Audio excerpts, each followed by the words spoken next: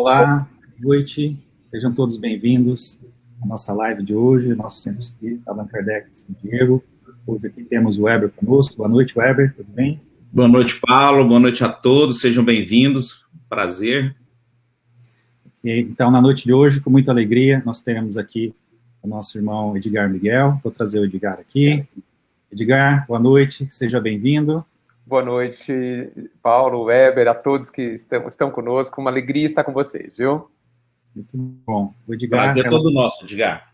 Obrigado. O Edgar é um grande amigo, um velho conhecido nosso do Brasil, da cidade de Bauru, faz parte da USE, palestrante, escritor, traz grandes reflexões sobre a doutrina espírita e, com muita alegria e satisfação, na noite de hoje, ele aceitou o nosso convite. A gente bateu um papo aqui acerca de um tema que faz parte da nossa vida, né, de todos nós, que é o perdão. Então, nós vamos bater um papo com o Edgar Miguel aqui, vamos falar algumas coisinhas, fiquem à vontade para enviar as suas perguntas, divulguem, compartilhem, e para começar aqui, então, a nossa live de hoje, como sempre, nós vamos fazer a nossa prece inicial, em seguida, nós começamos aqui a nossa conversa. Lembrando que os avisos, né, estão todos no nosso site, fiquem à vontade para olhar lá os cursos, as nossas palestras, né? Então, todos os nossos informes estão no nosso site, principalmente no Facebook. Então, vamos fazer a nossa prece, como sempre, rogando aos espíritos amigos, aos nossos benfeitores espirituais, aos nossos anjos de guarda, a Jesus, nosso mestre, nosso guia, nosso irmão maior, que sempre nos ampara, que sempre nos protege, rogando as suas bênçãos, mestre, para todas as nossas vidas, para todos os nossos irmãos que nesse momento de dificuldade da humanidade passam por provações, expiações terríveis, em particular no contexto da pandemia, mas sabemos que tudo isso é um convite para o nosso crescimento moral, nosso crescimento espiritual. Rogamos, Senhor, que as tuas bênçãos estejam conosco, nos amparando na noite de hoje, nos intuindo para que possamos falar um pouco mais sobre o teu evangelho, à luz do teu ensinamento acerca do perdão. Nosso irmão Edgar esteja inspirado, como sempre está, e possamos absorver um pouco mais do seu conhecimento, da sua experiência, frente à doutrina, frente a esses questionamentos que estão rondando os nossos corações. Obrigado, mestre. Fique conosco, hoje e sempre. Graças a Deus. Que assim seja. Que assim seja. Muito bem. Então, como dito, o Edgar é um grande amigo, né? É um grande filósofo, digamos assim, né? Que conhece muito bem pelos temas da doutrina espírita. Então, eu vou passar a palavra a Edgar, para que você fale um pouquinho a seu respeito, da sua atuação no movimento espírita, e em seguida a gente começa nosso bate-papo aqui acerca do tema da noite de hoje. Tudo bem? Tá bom, tá ótimo. Paulo e Weber, o que falar da minha atuação? Uma atuação normal, acho comum. Fui católico, né, desde criança, como muitos de nós. E aos 15 anos comecei a fazer perguntas que não encontrava respostas dentro do âmbito católico, né? E parte da família da minha mãe sempre foi espírita, em particular um tio, né, que ainda está encarnado, inclusive. E eu gostava de ouvi-lo conversar com meu pai a respeito da doutrina, e ali, assim, sem perguntar nada, muitas vezes eu tinha muitas das respostas das minhas questões de adolescente, que procurava a lógica e a coerência em tudo. A partir dali, comecei a frequentar mocidade espírita, numa cidade bem menor que Bauru, inclusive, mudei-me para cá para fazer faculdade, aqui fiquei, e comecei a fazer o curso de desenvolvimento mediúnico, no Amor e Caridade, e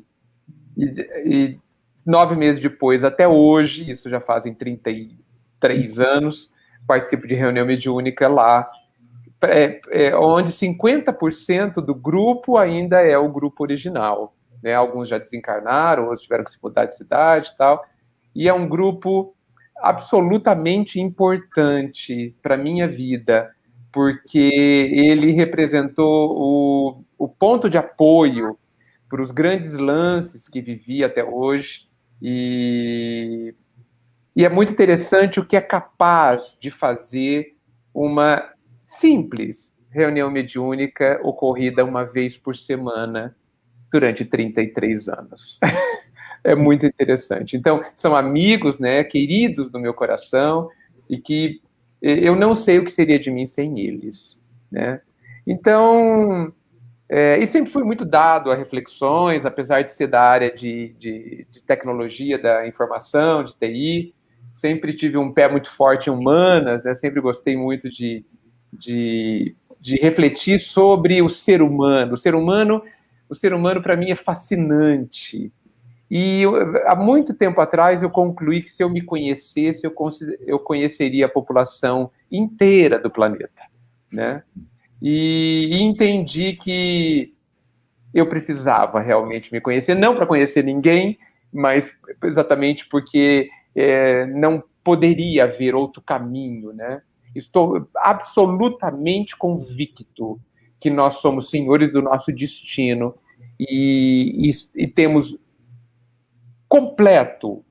completa condição de fazer da nossa vida um futuro melhor. Completa condição. Está definitivamente, no meu entendimento, nas nossas mãos, como será o nosso futuro. Nós quase podemos prever o nosso futuro em linhas gerais, da mesma forma que a gente consegue imaginar como foi o nosso passado reencarnatório, fazendo pequenas observações de nossas tendências íntimas. Então, assim, a vida é uma preciosidade, e o Pai fez tudo de uma forma tão coerente que, se a gente pegar o fio da meada e seguir, a gente vai ter condições de fazer a construção da nossa felicidade. Que maravilha essa irmandade de vocês, né? De estarem juntos há tanto tempo. Um trabalho aí em busca do auto-melhoramento, né? Conjunto. Isso é muito bom, muito legal. É uma benção que tivemos, viu? Então, e o tema hoje é bastante interessante, né? Porque nós vamos falar sobre o perdão, um tema tão presente hoje como há 5.000 anos atrás, né? Então, vamos falar um pouquinho sobre o perdão, ouvir um pouco de você.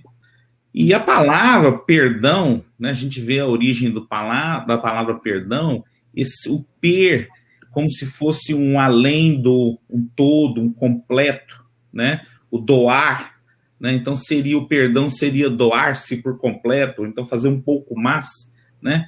Como é que você poderia conceituar para a gente, do ponto de vista, você acha, filosófico e religioso, sobre o perdão, para a gente começar aqui a aquecer os motores?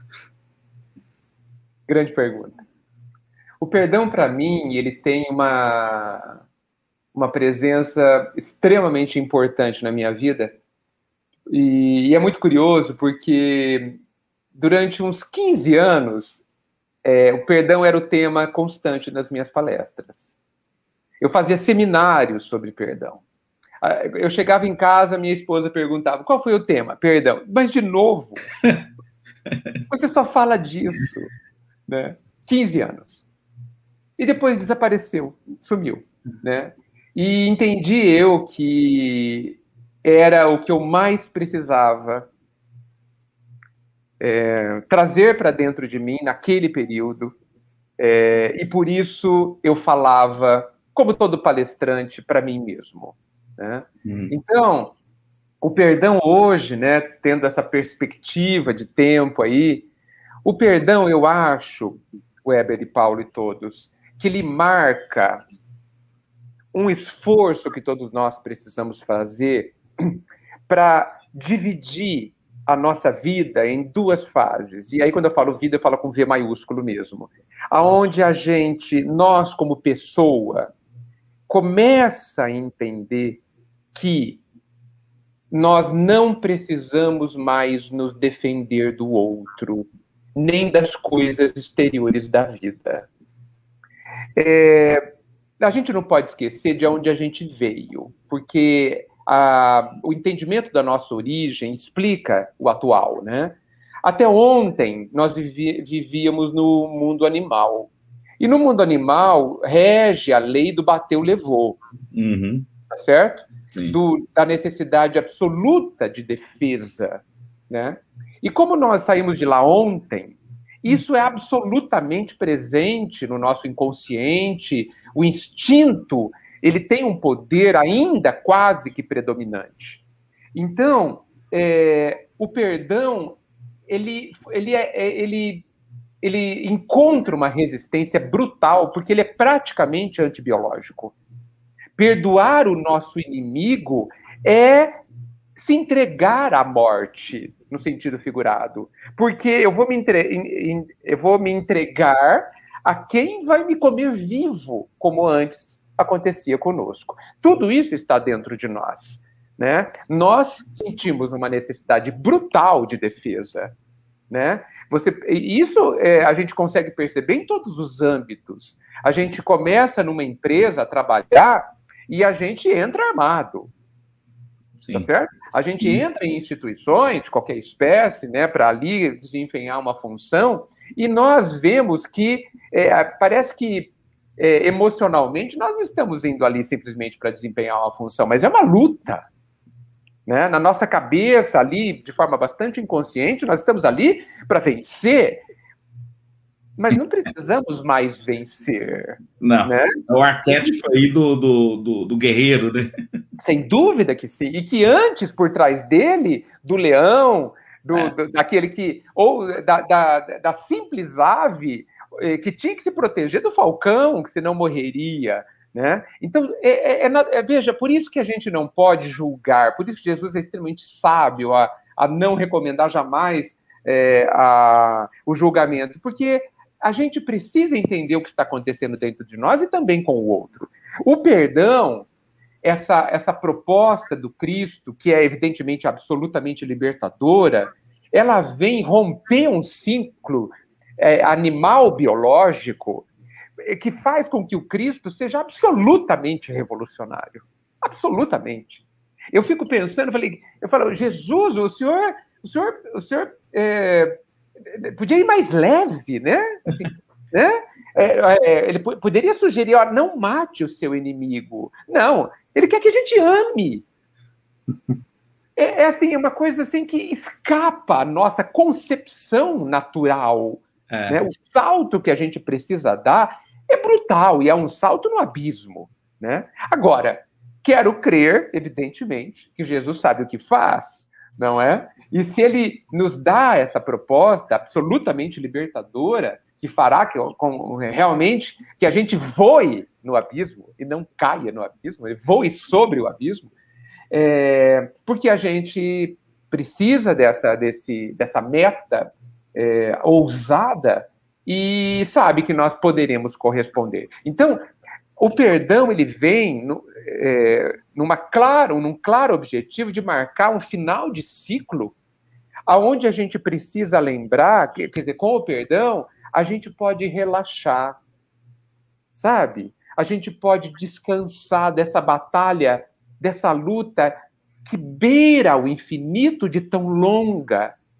Há bilhões de anos a gente luta pela sobrevivência. Desde a planta, né, que não pode se mover, a gente desenvolveu mecanismos de autodefesa. Depois, no animal, um pouco mais liberto, né, um pouco podendo correr e voar, né, se esconder, né, no fundo da terra ou voando por aí, mas ainda assim numa angústia de defesa. E agora o Cristo vem nos dizer, com o perdão, que a gente pode ficar em paz, que a gente não precisa mais ter medo, que o máximo que podem fazer conosco, o máximo, é apenas fazer o nosso corpo de picadinho.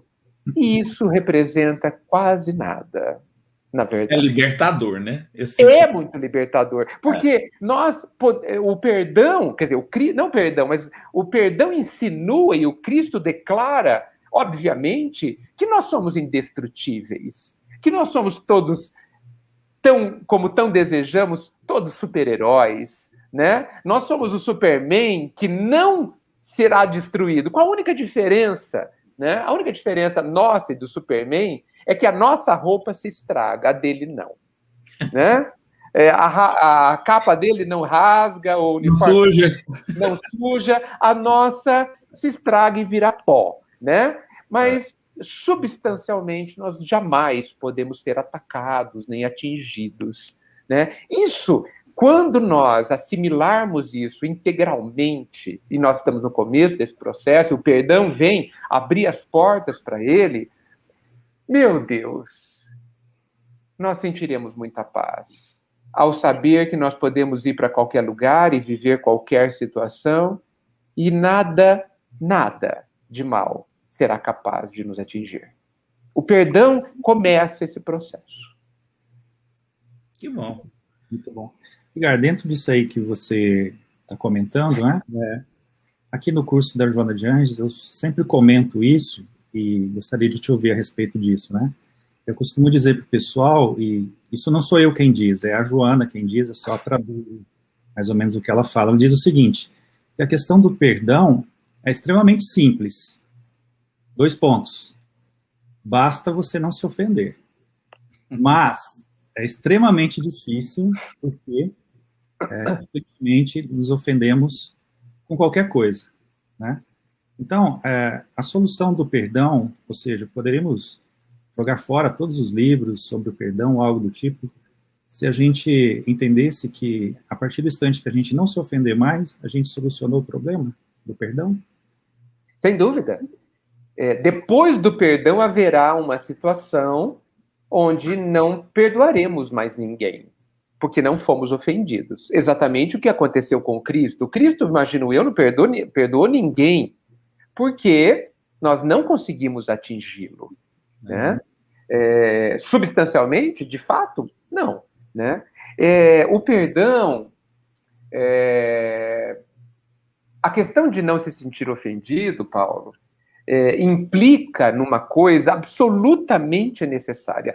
A questão de não se sentir ofendido é uma seta apontando para aquilo que eu considero o nosso mais importante trabalho nessa nossa larga faixa existencial. Eu estou falando faixa de vida eterna, né? Nesse período em que a gente está vivendo, que eu não sei quanto tempo tem, evidentemente, mas a necessidade de não ofender está apontando para aquilo que eu considero, nas minhas reflexões, a causa primeira das nossas dores, que é nós não nos amarmos a nós mesmos. Quando eu, você, nós nos amarmos realmente, o outro será compreendido. Porque a ofensa, o não respeito que o outro me oferece e que me ofende, está reforçando. Quando o outro não me respeita, ele está reforçando o que eu penso de mim. O que eu penso, não. Como eu me vejo alguém sem importância, alguém sem valor, alguém que, portanto, não se ama. Por isso que dói tanto. A gente pensa que o outro é culpado, mas o outro é culpado porque ele tem a ousadia de me dizer o que eu acredito de mim mesmo, que eu não tenho valor. Tanto ele, o outro que me ofende, quanto eu estamos completamente enganados. O outro tem todo o direito de me ofender, porque ele não é capaz de conhecer o meu valor a princípio. Mas eu tenho obrigação, nós todos, particularmente, temos obrigação de nos dar o valor devido. Eu penso que nós, espíritas, e aí me permita, desculpe a generalização, nós entendemos muito mal aquela informação de que nós somos feitos simples e ignorantes. Porque esta declaração dos espíritos, que evidentemente eu considero absolutamente verdadeira, não está nos dizendo que nós somos inferiores. Está só nos dizendo que nós somos criados e permanecemos muito próximos disso, simples e ignorantes. É só isso.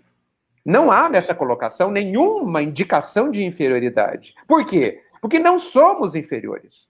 O material do qual nós fomos feitos é divino. Então, nós guardamos dentro de nós a presença do Criador. Isso precisa ser visto com mais cuidado. Não me amar é praticamente não, eu diria, é não amar ao Pai. É não amar ao Pai. Humberto de Campos, no Boa Nova, eu não sei se eu vou conseguir reproduzir as palavras dele integralmente, mas ele fala de uma forma única, ele fala que nós conheceremos o Pai no perfeito entendimento de nós mesmos.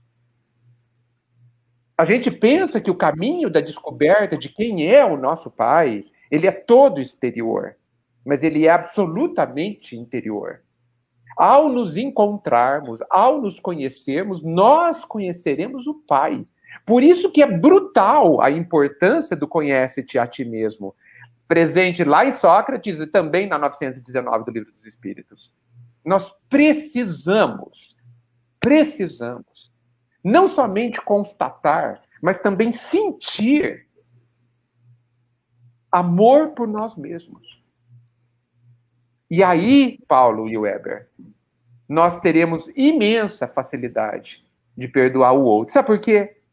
Porque a mesma grandeza, o mesmo valor que nós daremos finalmente a nós mesmos, nós facilmente reconheceremos no outro. Ótimo, perfeito, Edgar. Você traz uns pontos muito bons, que é aquele ali, né? Você não tem como amar ao próximo se você não conseguir amar a você mesmo, né? Então... Inclusive, Weber, eu pedi licença a Jesus, não sei se ele concordou, porque ele não disse nada, né? Mas eu dei uma mexidinha no segundo mandamento dele, segundo grande lei dele, uma mexidinha de leve, mas não mexi no sentido. Por isso que eu acho que ele não se importa. Mas eu gosto de dizer que nós temos que amar ao Pai sobre todas as coisas, eis o primeiro, mas o segundo é como a nós mesmos, vírgula, amar o próximo. Porque a gente só lembra da primeira parte da frase. Eu tenho que amar o outro, eu tenho que amar o outro, eu tenho que amar o outro. Calma. A gente vai esquecer do resto, do final, que é fundamental, como nós amamos a nós mesmos. E como nós não nos amamos, nós não conseguimos amar o outro. Exatamente. Você não consegue, se não tiver esse auto-amor, a autoestima, você não consegue transportar isso para o próximo. Não, porque você não sabe do que se trata. Exatamente. Você não sabe, você não tem o que dar. Porque você não experienciou isso em você mesmo. Inclusive, a gente tem um problema hoje seríssimo, a gente fala muito em centro espírita, de obsessão, né, de um espírito desencarnado por uma alma encarnada, mas a gente sabe muito bem que uma das piores obsessões que existe é a auto-obsessão. Essa questão da gente não conseguir se auto-perdoar. Se você puder falar um pouquinho sobre isso do auto-perdão, porque sem isso aí você não consegue navegar e conseguir amar ao próximo. Se você não me perguntasse, eu iria falar. Porque quando você levantou a bola da auto-obsessão, imediatamente me veio a questão do auto-perdão. Sim, tem uma pergunta aqui, Weber, e Edgar. A Constância, ela coloca isso, né? A melhor maneira para praticar o auto-perdão. Está vindo do Havaí essa pergunta para você aí, ó. A Constância nos ouvindo lá do Havaí. Poxa vida. Como esse mundo é pequeno, meu Deus. Não é? Como? Eu acho que eventos como esse vêm nos falar com mais concretude sobre a ilusão da distância e do tempo, né? Essas duas bobagens que a gente acredita tanto. Bem, Constância, a melhor forma de praticar o auto-perdão? Olha, tanto o perdão quanto o auto-perdão, ele é uma decisão. E assim, eu agradeço demais essa pergunta, porque eu acho que nós, nas palestras, precisamos menos falar o que precisamos fazer, porque nós já sabemos. Ninguém no mundo ocidental, pelo menos, eu posso falar que eu conheço mais do mundo ocidental, ninguém é ignorante do que precisa fazer. Mas nós ainda padecemos a suprema ignorância de não saber como fazer. E nós precisamos falar mais como fazer. E a pergunta dela é dessa forma. né? O como fazer para praticar mais o perdão. E eu estava dizendo que o perdão, o auto e o outro, ele é uma decisão. Em algum momento da nossa vida, nós vamos ter que encarar as nossas culpas, encarar os nossos remorsos, que são, fazendo um parênteses, bastante convenientes, bastante confortáveis, bastante acomodatícios, porque eles são uma excelente desculpa para a gente não fazer o que precisamos fazer, que é ir para frente. Então, enquanto aqui eu lastimo as minhas culpas porque eu sou tão inferior, tão ignorante, tão fraquinho, eu não faço mais nada. Por isso é muito conveniente. E eu penso que tanto a culpa, essa culpa que só nos atrasa, que foi útil lá no passado, na Idade Média, porque nos freou bastante, mas hoje nos atrasa, né? A culpa e a autovitimização, elas são certamente bastante aconselhadas pelo o nosso orgulho que quer nos manter paralisados. Então, nós precisamos fortalecer a nossa autoimagem, reconhecendo fundamentalmente a nossa grandeza. Fundamentalmente. Por isso, não tenho certeza se eu falei com o Paulo a última vez que conversamos, mas se eu pudesse traduzir tudo da doutrina espírita, tudo não, né? Mas os pontos que eu considero mais importantes do Cristo da doutrina, eu citaria apenas 3 coisas, que dão sustentação no meu entendimento para praticamente tudo que a gente precisa fazer e também para o auto-perdão e para o perdão. Primeira coisa, nós precisamos entender o que significa sermos imortais. Nós precisamos usufruir do benefício deste entendimento. Ser imortal muda absolutamente tudo. Porque a imortalidade é talvez a maior expressão do amor do Pai. O tempo infinito que temos é o Pai falando assim: venha até mim no seu tempo. Cresça da forma que puder e souber. Eu te aguardo. E você chegará até mim. E significando, você será feliz. Veja, eu só vou roçar os temas, evidentemente, porque não é o nosso objetivo aqui, mas eles são pilares fortíssimos, importantíssimos, princípios essencialíssimos, que precisam estar cada vez mais dentro de nós. Esse é o primeiro. O segundo, nós somos absurdamente amados. Incompreensivelmente amados. E não importa o que a gente faça, nós continuaremos a ser infinitamente amados. Essa historinha que a gente precisa merecer uma série de coisas em relação à lei da justiça, mas não em relação à lei do amor. Porque se o amor fosse nos amar quando a gente merecesse, olha, acho que vai ser nunca. Porque para a gente pagar a conta, o tempo não é suficiente. Considerando o tempo que o Pai já nos ama, porque Ele nos ama desde sempre, desde que nos criou, e a gente nem sabia que Ele existe, até a gente nem sabe ainda que Ele existe direito, né? Então é impagável essa conta. Por isso que não há uma conta. O amor é incondicional. Nós não somos menos amados só porque nós matamos 10 ou 50 pessoas. Nós somos invariavelmente amados. Nós precisamos acreditar nisso. Ter certeza absoluta disso. E a terceira e última coisa, para não me alongar, nós somos muito capazes, absolutamente capazes de construir a própria felicidade e de viver todas as situações que a vida nos propuser e aprender com elas. Eu não consigo pensar numa quarta coisa que nós precisemos, além dessas 3.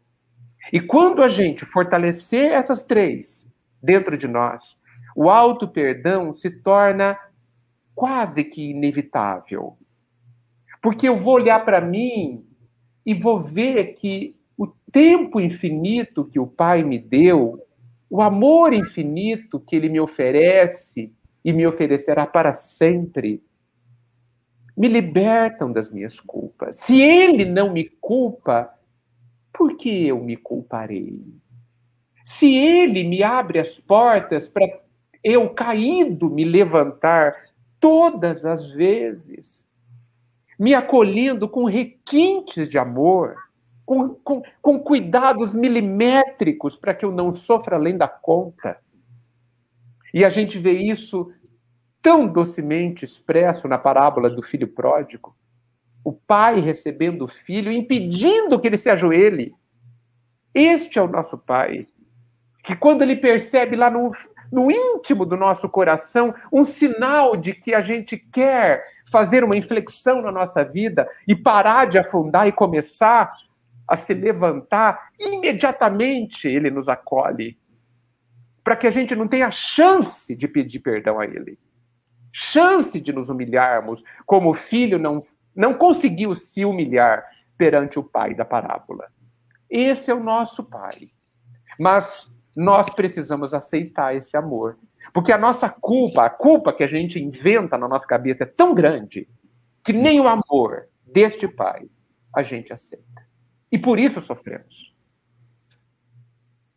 Então, não sei se eu consegui responder, porque é uma resposta filosófica, é claro, uma resposta que, bem, de um assunto tão grave como esse, a resposta não poderia ser simples, né?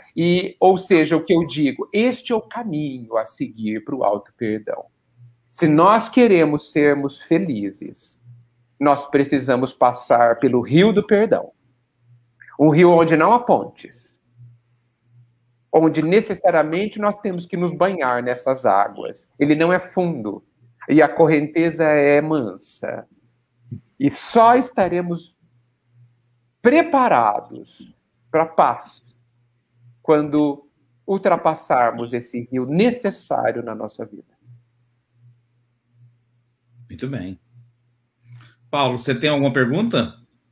Não, essas são colocações aqui que eu trouxe da Constância, aproveitando o gancho do Edgar, né, sobre a auto-obsessão e o auto-perdão, né, e que o Edgar colocou muito bem, como ele disse, não é uma questão simples e fácil, né, é uma questão filosófica, como ele colocou, né, e bastante profunda, né. Sobre esse ponto, Edgar, eu queria fazer uma reflexão com você sobre a questão do perdão. Você comentou sobre essa dificuldade do auto-perdão, e eu encontro também na fala da Joana uma forma muito simples que ela coloca para a gente trabalhar a questão do perdão em relação ao outro, né? Então, ela comenta, por exemplo, no caso da adúltera, quando a mulher adúltera vai procurar Jesus, ela fica esperando ali que Jesus a admoeste. Jesus simplesmente diz a ela, como todos nós sabemos, né, bom, ninguém te culpou, muito menos eu, né, vá e não peques mais. E a Joana, ela faz uma observação importante, muito interessante, ela diz assim, que Jesus, ele dá ali o exemplo da reeducação. Então, ele não se coloca contra ela, ele se coloca a favor do que é certo. Eu achei isso muito interessante, porque ela coloca assim, essa é uma forma da gente trabalhar o perdão com o nosso semelhante. Não se colocar contra a pessoa por conta do outro, como você falou inicialmente, porque o outro é importante na nossa vida, para que a gente se desenvolva, né? E isso é assunto para outra palestra também, porque é profundo, né? Então ela coloca isso, né? Não fica preocupado com o outro. O outro faz o que ele dá conta. Então, não vou me colocar contra o outro, mas vou perceber que o que ele fez está errado. E aí, ela comenta que é importante que a gente ajude o outro a reparar a forma equivocada ou o equívoco que ele cometeu. Porque aí o outro vai enxergar na gente um apoio, um amparo, alguém que ele possa contar, e não um desafeto, e não um inimigo. Eu achei essa proposta muito interessante, porque quando alguém nos faz algo, a gente não vai se colocar agora contra a pessoa. A gente vai se colocar, como a Joana fala, a favor do que é correto, ou contra o que foi feito de forma equivocada, né? Mas, enfim, ela diz isso porque isso pode ajudar o outro a retificar a sua conduta e certamente facilita muito mais o perdão para a gente, porque a gente não passa a ter desafeto, nem inimigos. A gente consegue entender ali a postura do outro, que tem o direito de errar, tanto quanto a gente tem também. Faz sentido isso? O que você acha dessa proposta, Guilherme? Absolutamente brilhante, né? Como tudo que vem da Joana, né? Os textos dizem, né, Paulo, que a gente tem que desejar a morte do pecado e não do pecador, né? E aí está, no meu entendimento, a diferença entre eu julgo a pessoa, mas eu analiso o fato. Porque para evoluirmos, para crescermos, nós precisamos identificar onde está o mal. Nós precisamos identificar o erro. Mas não é com o julgamento que a gente faz isso, porque o julgamento rotula, condena, né? Agora, se eu faço discernimento, eu analiso. O que eu fiz, o que fulano fez, é certo ou errado? Não, o ato é desarmônico com a lei divina. O ato não causará bem a ninguém. Ah, mas a pessoa fez. Você sabe que uma das coisas que me ajudou e me ajuda, evidentemente, até hoje, na questão do perdão, está no Boa Nova. Bem, o livro Boa Nova, de Humberto de Campos, meu Deus, ele é quase, para mim, o segundo evangelho. Né? É um clássico. Ambos têm o mesmo nome, na verdade, né? Apenas o Boa Nova está traduzido. Sim. Né? Mas tem uma passagem ali, quando, um pouquinho antes de Pedro negar Jesus, eles estão conversando, e Jesus está falando do desfecho da sua própria vida que se aproxima. E Pedro, indignado, disse que não deixaria aquilo tudo acontecer com Jesus e que por ele morreria. E Jesus diz: Pedro, não diga isso. Ainda hoje, você me negará 3 vezes. Pedro ficou chateadíssimo com essa fala onde Jesus, ele pensava, não acreditava no imenso amor que ele tinha por ele. E ele expressou isso a Jesus. Foi quando Jesus disse para ele e para nós todos aquilo que pode ser a chave do perdão ao outro, mas também a si mesmo. Ele disse o seguinte: Pedro, o homem é mais frágil do que perverso. Então, quando nos ferem, mesmo aqueles que nos ferem porque querem intencionalmente nos ferir, e a gente chama esse de perverso, de mal, porque quer, não aquele erro descuidado, não aquele erro sem querer, não, eu quis mesmo. Este é mais frágil do que perverso. E a lógica do Cristo, evidentemente, é incontestável. Porque se eu ainda tenho que ferir alguém para me impor, se eu tenho que ferir alguém para conseguir algo, eu sou imensamente frágil. Imensamente distante da força que só o amor tem. E não sou, e praticamente nem perverso sou, de tanta compaixão que é necessária que tenham por mim, porque a minha condição é de absoluta pobreza espiritual. Quando nós queremos declaradamente ferir alguém, nós estamos muito empobrecidos interiormente. Então, se a gente começar por aí, esse é o fio da meada, se você me fez lembrar, Paulo, obrigado.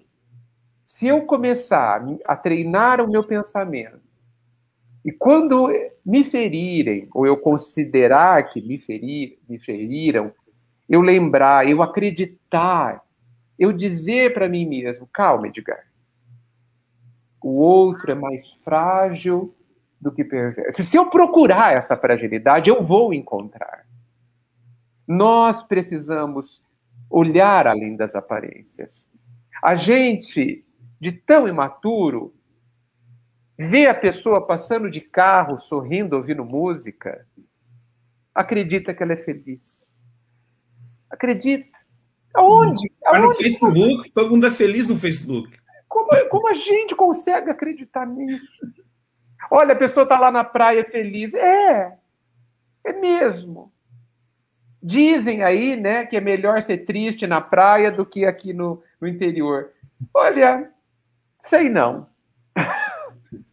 Eu prefiro ser feliz em qualquer parte. Um pouquinho do que estar na praia muito infeliz, sinceramente. Então, a gente acredita em cada Papai Noel ainda, né? Então, faz parte ainda daquele conjunto de pensamentos tão imaturos que a gente tem, e a gente acaba acreditando até que temos adversários. E tem razão, viu, Paulo? Jesus precisava nos reeducar, né? Então, o vai, não peques mais, já indicou que houve um erro. Houve um erro. Mas isso não é relevante. Já foi feito, é fato. O que é relevante é o que nós vamos fazer com ele.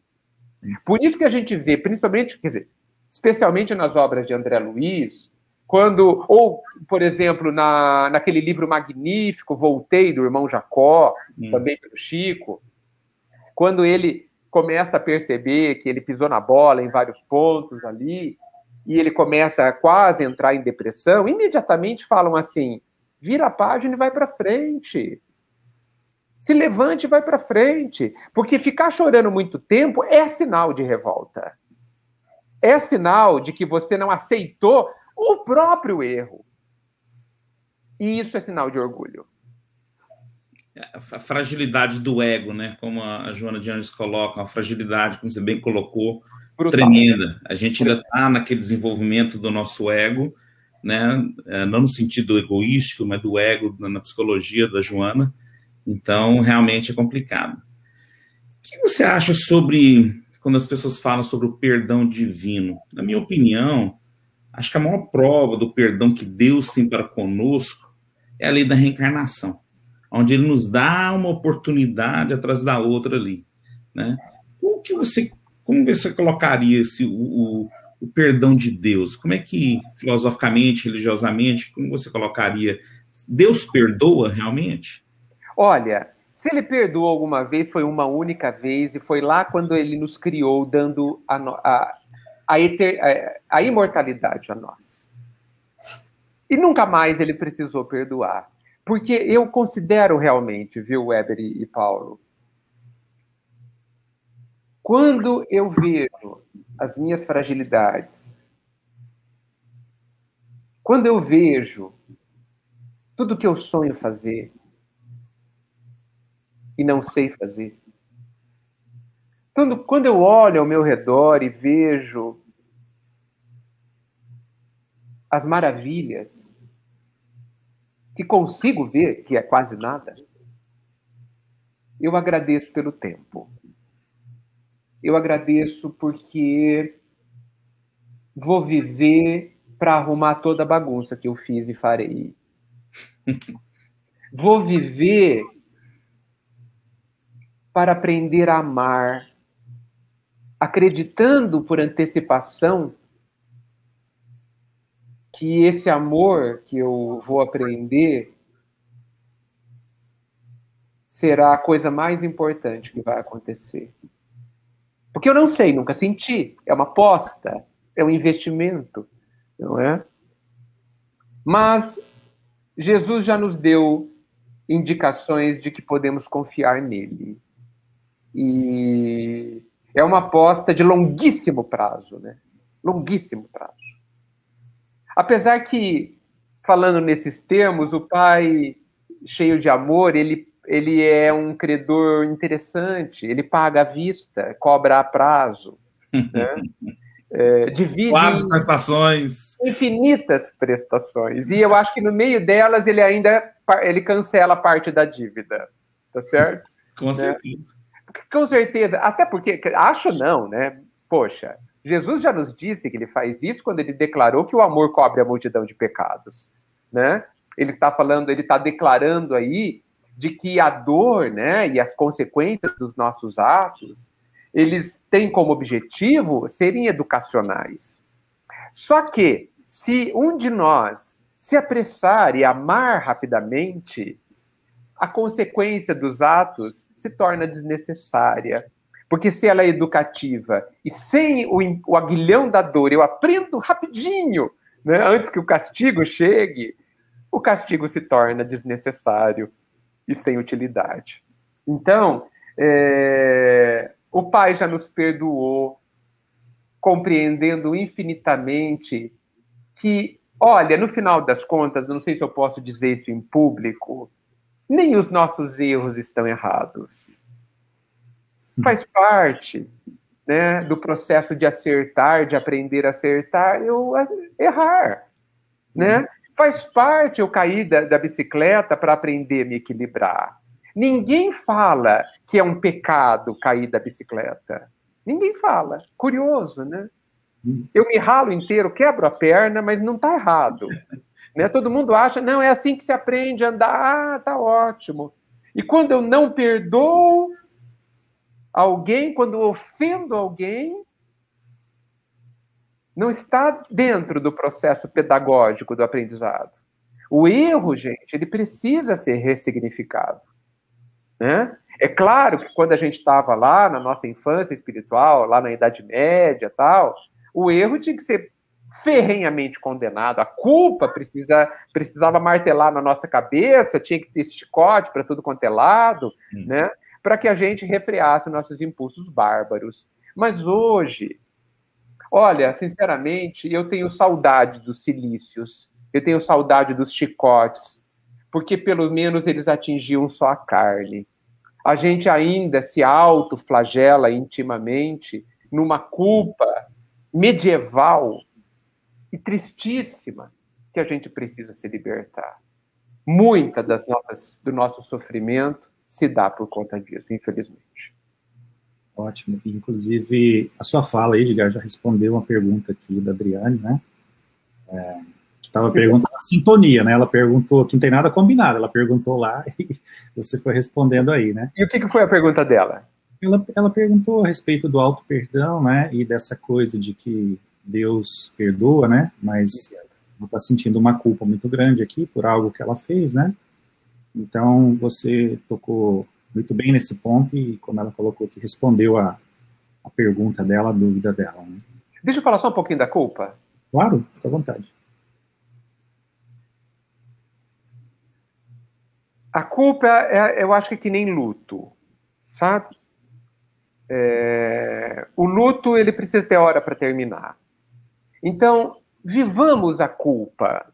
Eu vou trocar a palavra. Vivamos o arrependimento do que a gente fez. Mas choremos por isso.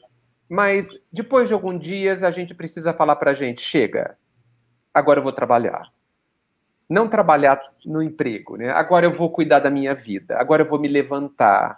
E vou aprender com o meu erro. Porque o erro onde a gente não aprendeu nada, ele é absolutamente perda de tempo. Porque o erro contém a fórmula do acerto. Se eu parar e analisar o que aconteceu para que eu errasse, eu vou saber aonde mexer para que eu acerte. Né? Então, a gente faz isso nas empresas, faz isso nos projetos, a ponte caiu. Por quê? Por causa disso, diz, ótimo, pronto, arruma, nunca mais a ponte vai cair. Né? Então, a mesma coisa, essa capacidade de autoanálise, sem tanto sentimentalismo, sem tanto mimimi, a gente precisa fazer conosco. O Pai nos ama. A gente precisa arrancar de nós essa ideia que nasce por conta de um atavismo gigantesco de que o Pai não vai me amar mais. O Pai, ele não aprova. A gente tem medo desse olhar, né?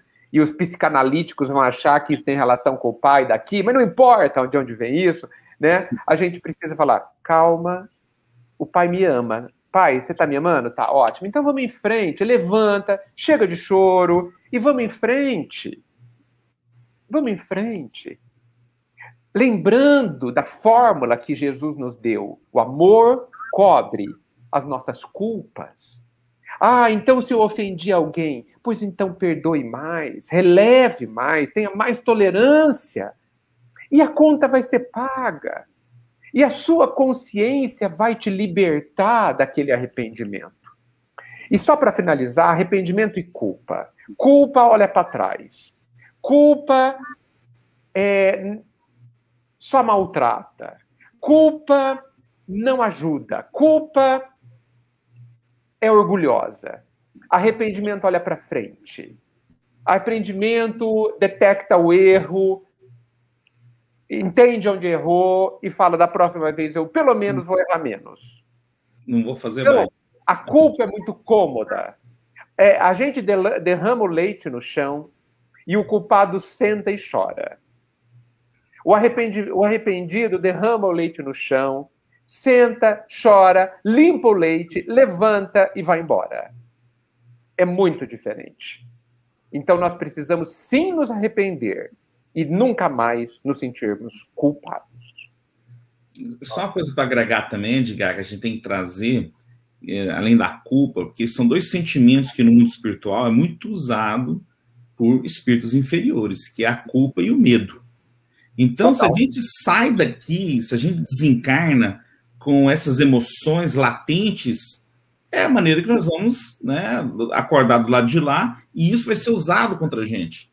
Então, são sentimentos muito perigosos, a culpa principalmente, né, daquele sentimento de inferioridade. Então, a gente tem que realmente, como você colocou muito bem, olhar para frente, se arrepender, né, consertar, levantar, sacudir a poeira e bola para frente. A vida continua. Né? Por isso que o nosso anjo guardião nos entende, porque ele ou ela já passou por isso também. Então, quando a gente tropeça, tá, eles entendem. Faz parte, como você colocou, faz parte do processo, né, de educação, né, de ensinamento. Você lembrou muito bem, Weber. A culpa, ela é um gancho que a gente estende para a espiritualidade para que a sintonia nesse aspecto negativo se estabeleça e nós fiquemos à mercê dessas vibrações menores. Agora, a gente não pode esquecer, a culpa sou eu que mantenho. Então, eu falo isso porque a gente precisa parar de ter medo de obsessor. Né? Os obsessores são todos uns coitados, né? Eles são necessitados do nosso carinho, do nosso entendimento, porque eles sofrem mais do que a gente. Agora, o culpado que não se arrepende, olha só a diferença.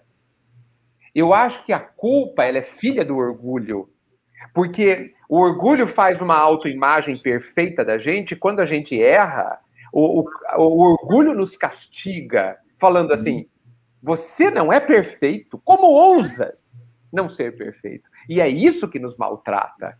A culpa é filha desse orgulho, porque é uma não admissão da nossa ainda imperfeição, da nossa condição de aprendizes. E é uma culpa e é uma energia que nos derruba, que nos põe para baixo, filha do orgulho. Agora, se eu me arrependo, eu estou interessada no acerto.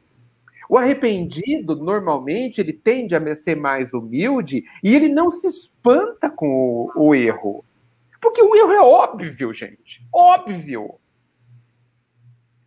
É óbvio que nós vamos errar milhares de vezes na nossa vida encarnada. É óbvio. Às vezes o pessoal me pergunta assim, Edgar, eu fui naquele centro espírita, mas lá o ambiente é muito ruim, tem muito mimimi, tem muito melindre, tem muita fofoca. Eu falei assim, por que você esperava algo diferente?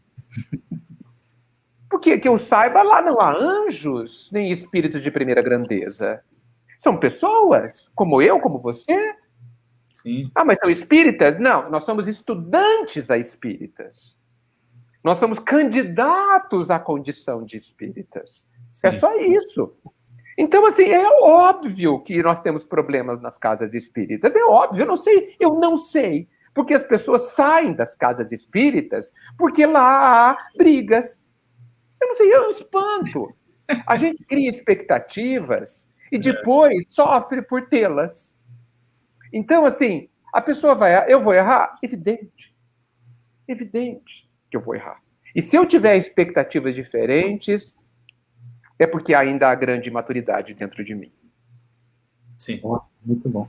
Edgar, nesse sentido que você falou, né, é muito comum essa questão do perdão, né, às vezes as pessoas dizem isso, né, mas você é espírita e precisa aprender a perdoar, né, e aí o Kardec, ele, no capítulo 10 do Evangelho, né, ele comenta que nós devemos praticar o perdão começando a não desejar o mal para a pessoa, né. Sim. Ele fala, comece não desejando o mal.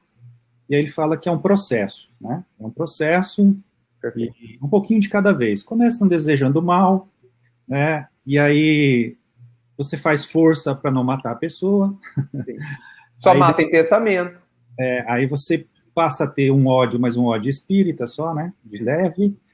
E aí depois você passa a não desejar o mal e, quando for possível, aí coloca o Kardec, no segundo momento, passa até a fazer o bem à pessoa, né?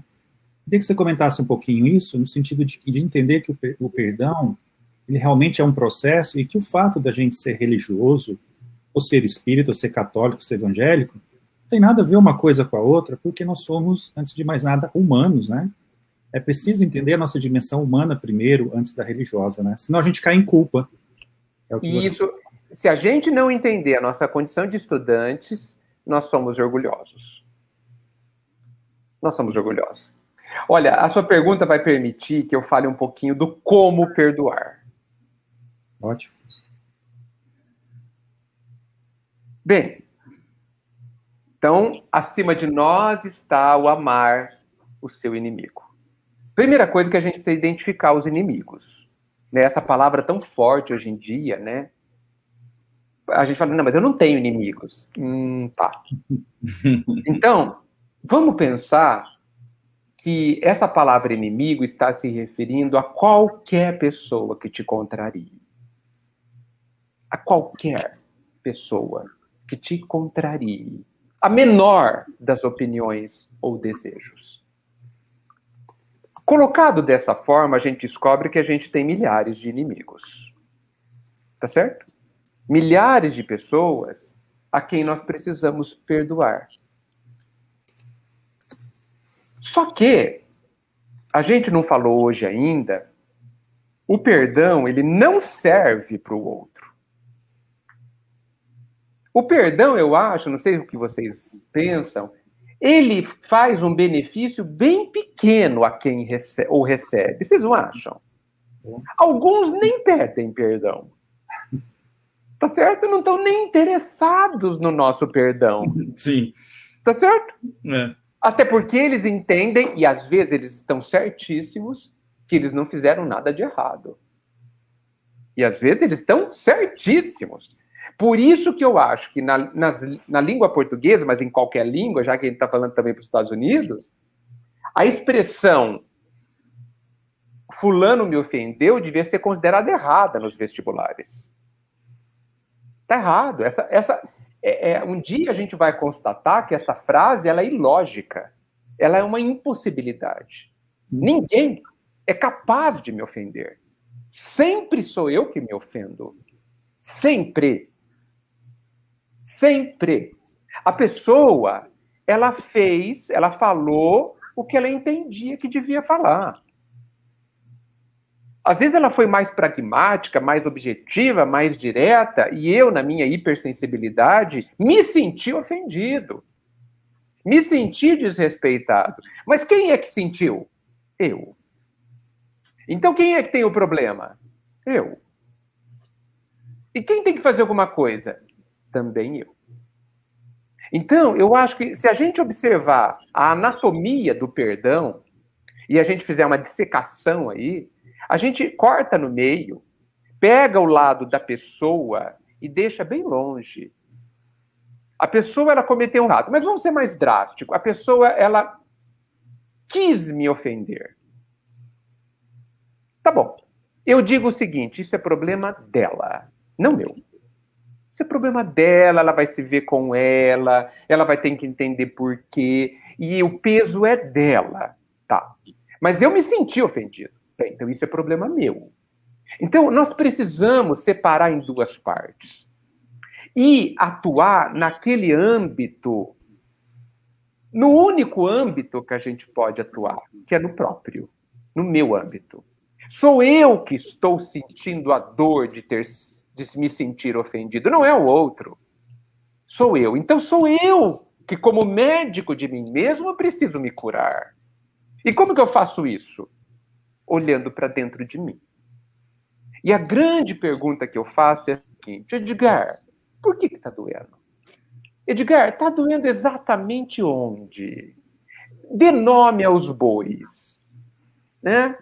Como que chama este sentimento que você está tendo e que é doloroso? Como que chama? Ciúmes? Como que é? É amor ferido? Amor próprio ferido? Orgulho ferido, melhor dizendo? Né? Como que é?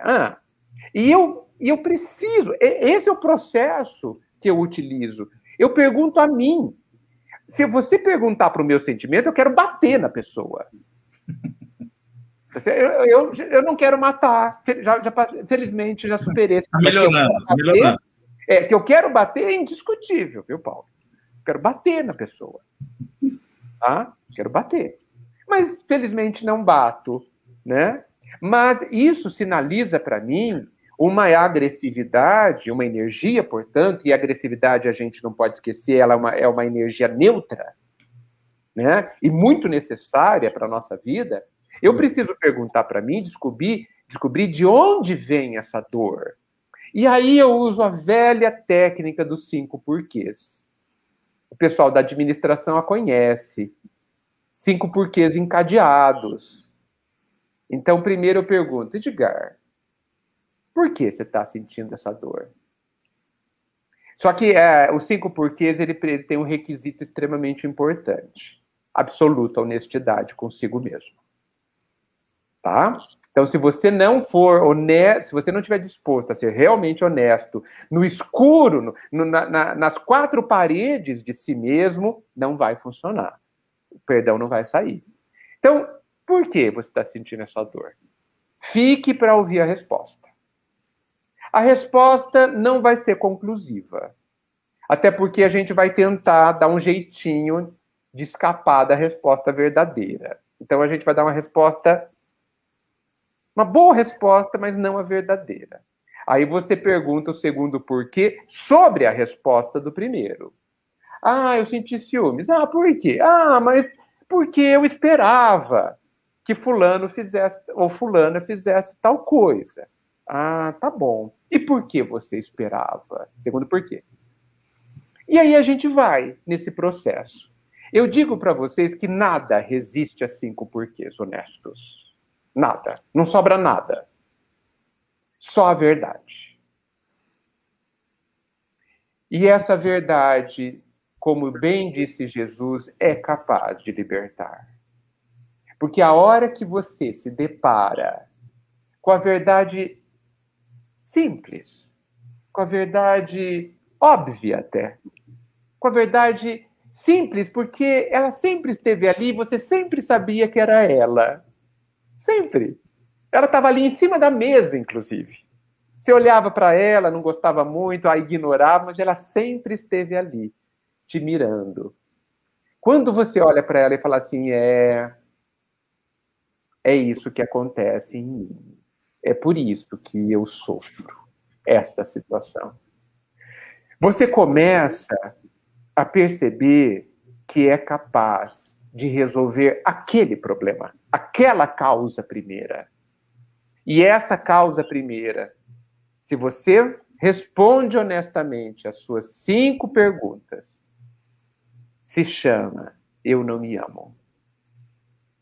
Sempre. Todas as vezes. A resposta última é a mesma. E o bom desta resposta, dessa conclusão, é só eu mesmo me amar. É isso aí.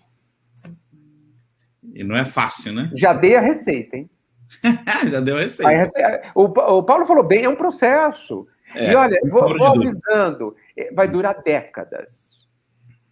Décadas. Às vezes eu me pergunto assim, meu Deus, até quando eu vou sentir isso? Até quando eu vou sentir esse impulso? Até quando a causa primeira da minha dor vai estar lá? A resposta é sempre um silêncio. Sabe por quê, gente? Concluí eu. Porque a resposta vai ser assim, Edgar, até você resolver a causa primeira. Sem sombra de dúvida. Então, e para a gente finalizar, a gente está chegando no tempo aqui também, muitos religiosos, inclusive espíritas, né, eles falam assim, eu perdoo, né, mas ainda bem que eu sou espírita, porque, né, a gente sabe que por causa da lei da causa e efeito, a vida vem e vai cobrar deles, né, ainda bem que existe a lei de causa e efeito.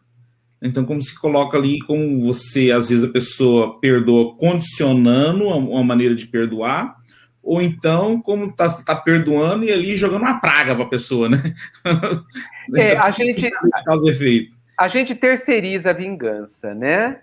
Exatamente. A gente fala, não, ele viverá, calma, o umbral espera por ele, né? Ou seja, aquela parte do amar o inimigo e não desejar mal para ele foi pro brejo nessa hora, né? Exatamente. Nós espíritas precisamos de bastante perdão. Aliás, de fato, ninguém mais na população humana precisa mais do espiritismo do que os espíritas. Nós espíritas. Ninguém mais. Nós somos o grupo preferencial desta vacina espiritual. Sem sombra de dúvida. Por isso estamos tão envolvidos, né? Sim, sim. Aprendendo na escolinha da vida aí.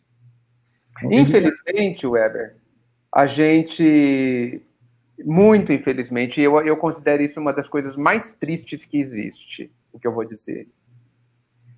Eu vejo que nós espíritas, e talvez a maioria das pessoas que se aproximam do Cristo, nós somos aqueles que morrem de fome ao lado do banquete.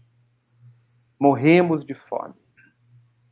Vidas e vidas, famintos de paz e de descanso interior, ao lado do banquete, plenamente, constantemente servido, ao alcance da mão. E a gente, na nossa ignorância profunda, a gente não decide se servir. Isso é muito triste. Eu não sei o que poderia ser mais triste que isso. Tá tudo aí pra gente, né? A informação já tá toda aí. Né? O nosso mestre Jesus já deixou esse legado, a lei do amor, já mostrou pra gente o caminho que devemos fazer. Agora, cabe a gente fazer. Né? Ninguém pode fazer por nós. Ninguém. Nem Deus. Não. Nem Deus penetra na nossa intimidade e altera alguma coisa. Ele certamente faz absolutamente tudo, até a dor é chamada a nos quebrar a cerviz, né? Nos colocar no nosso lugar, para que a gente entenda que o nosso lugar, ele não é humilhante. Ele é porque nós somos filhos dele. E aí volta para o primeiro pilar, né, que é da imortalidade, né, dessa filiação tão importante que a gente não compreende. Porque, olha, nós somos o adolescente de 14 anos brigando com o pai, né? A gente está medindo forças com Deus. Convenhamos. Estamos medindo força com ele. A gente está querendo mostrar quem é que manda, né? Ok. Diga, deixa eu fazer aqui uma última colocação para você, né? Por causa do nosso tempo, se eu pudesse, a gente ficaria aqui horas conversando com você sobre esse tema e outros mais, né? Mas estamos chegando no nosso horário e à tarde aí também para você. Uma última colocação aqui, eu queria ouvir o que você acha a respeito disso. Existe um livro do Morris Schwartz que se chama Lições sobre Amar e Viver. É um livro bem interessante, né? Poxa, não conheço. Ele faz uma colocação muito, muito bonita sobre o perdão, que lembra um pouco a frase do Chico. Ele diz assim que o perdão é uma forma simples da gente seguir em frente, aceitando que o passado não saiu exatamente como nós gostaríamos.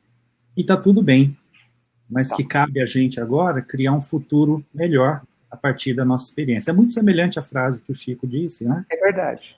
Que nós não podemos voltar atrás, enfim, mas podemos, a partir de agora, fazer um novo futuro, começar e fazer. Então, eu achei muito interessante, porque ele coloca isso, né? Que o perdão é uma forma inteligente, né? Esse inteligente é eu que estou colocando, de enxergar que as coisas não saíram do jeito que a gente gostaria, mas está tudo bem, né? E extrair um aprendizado disso aí. Eu achei sensacional essa colocação dele, né? E gostaria que você comentasse um pouquinho e já também tecendo as suas considerações finais aqui para a gente, para não te cansar muito também. Imagina, gente, é uma alegria estar falando com vocês, ainda mais sobre esse tema que está revivendo tantas coisas interessantes que eu já refleti. Eu agradeço por essa oportunidade. Olha, existe uma poesia, eu acho que da Maria Dolores, que fala mais ou menos assim. Ela é lindíssima, mas é longa e eu não a tenho de cor. Mas ela começa assim: não te iludas, amigo. Por mais te expandam lágrimas contigo, todo lamento é vão. Tudo que tende à perfeição, todo bem que aparece, vive do entendimento harmônico e profundo através do perdão. O que ela quer dizer? Nós não precisamos apenas perdoar os nossos inimigos. Nós temos que perdoar tudo. Existe uma mensagem de Emmanuel que ele diz... desculpa, nessa mesma, né, da Maria Dolores, ela fala assim, que nós temos que perdoar 70 vezes 7 cada ofensa que venha a perturbar o nosso coração. E esse final é muito interessante, porque hoje em dia tudo perturba o nosso coração. O calor demasiado, o frio demasiado, o som mais alto, mais baixo, a roupa mal passada, a comida com pouco ou menos sal, o horário, o ônibus que não chega, o que já passou, o carro, tudo nos perturba o coração. Significando que nós precisamos, para ter paz, do perdão, usado como uma ferramenta das mais necessárias. O perdão é a chave de fenda mais essencial para a construção da nossa vida. Porque nós precisamos perdoar quem somos hoje, perdoar a nossa ignorância, perdoar o nosso orgulho, o nosso egoísmo, perdoar o corpo que temos, perdoar a família que temos, as pessoas que temos, o mundo que temos. E perdoar tudo o que fazemos de imperfeito. Nós temos que perdoar até o pai, porque ele é perfeito demais. Entende? Por quê? Porque até isso nos incomoda muitas vezes. O pai é extremo. Para muitos de nós, o pai é, como que eu diria, o pai é exaustivamente perfeito, né? Irritantemente perfeito. Né? Então, nós precisamos perdoar tudo. O perdão ele tem que ser usado para a gente como o remédio para todas as questões. Então, veja, perdoar 70 vezes 7, cada situação que venha a perturbar o nosso coração. Diante da reflexão que eu fiz a respeito disso, eu percebi que tudo, que eu me perturbo, às vezes, com quase tudo. Então, eu preciso do perdão para que eu consiga viver mais feliz. Eu preciso. Imensamente. Imensamente. E eu preciso também, Paulo, perdoar o meu passado. Sim. Como você disse, lembrando do Chico e deste livro. Eu preciso perdoar os erros que eu tive quando eu era muito mais ignorante do que sou hoje. E o perdão, e aí, para finalizar nas minhas últimas considerações, o exercício do perdoar a mim mesmo, perdoar o meu passado e tudo que eu faço, etc., ele é um exercício importante para desgastar a montanha do meu egoísmo. Porque eu só vou conseguir me perdoar quando eu abaixar a crista do orgulho. Quando eu olhar para o orgulho e falar que ele não me serve mais. Que eu não quero mais viver com ele. Que ele foi útil durante muito tempo. Muito tempo. Da mesma forma que o orgulho foi, e às vezes é extremamente útil. Mas que ele precisa se ater a fronteiras muito claras e muito menores que as atuais, para que ele continue a me ser útil e não extrapole e me adoeça do jeito que eu permito que ele faça. Então, o perdão, gente, é de uma necessidade absoluta. Tanto é que foi uma das últimas coisas que Jesus nos deixa no alto da cruz. Né? E nós precisamos usar mais as palavras dele conosco e com os outros.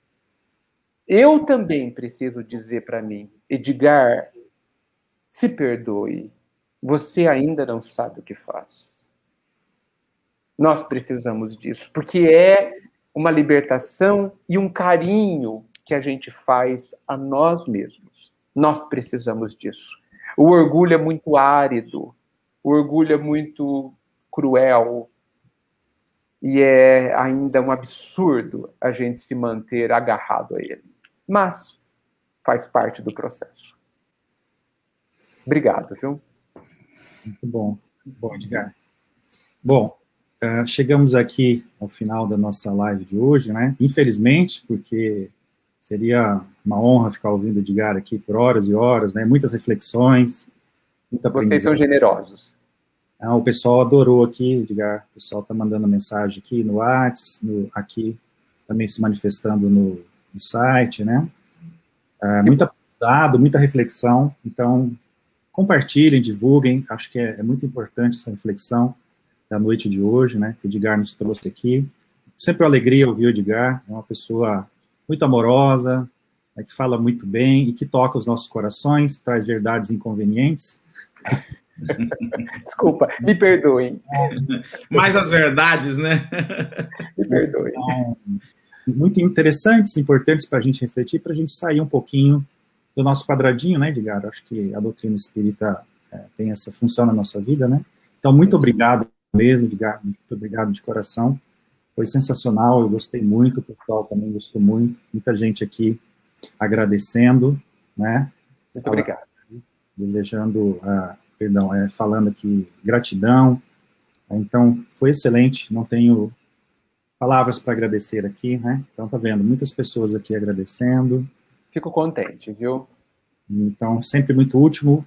Em breve, traremos você novamente aqui, com certeza, né? Para a gente falar sobre mais alguns temas, né? Tá ótimo, eu me sinto honrado.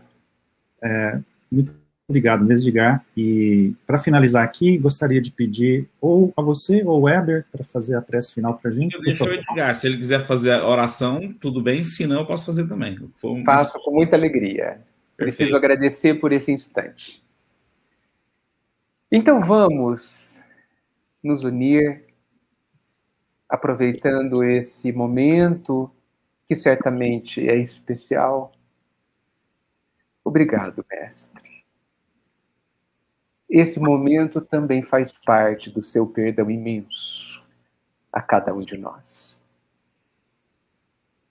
que nos permite novamente repetir o mesmo tema que vem sendo repetido há tanto tempo, ao longo dos séculos.